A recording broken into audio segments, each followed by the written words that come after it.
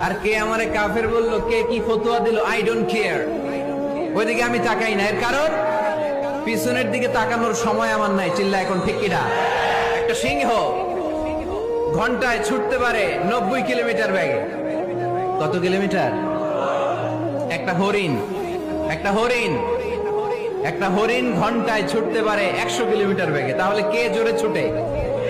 জোরে বলতে হবে। সিংহ কত কিলোমিটার? হরিণ।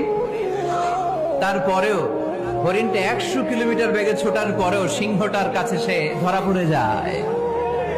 এর কারণ সিংহ যখন ধরার জন্য ছোটে সে শুধু সামনে তাকায়, সে পিছনে তাকায় না।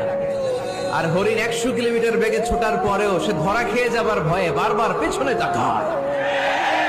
আর পিছনে তাকার কারণে ওর গতিটা স্লো হয়ে যায় আর সিংহের হাতে বধ হয়ে যায়। পিছনে তাকাবার সময় আমাদের নাই। চিল্লায় বলো ঠিক কিনা?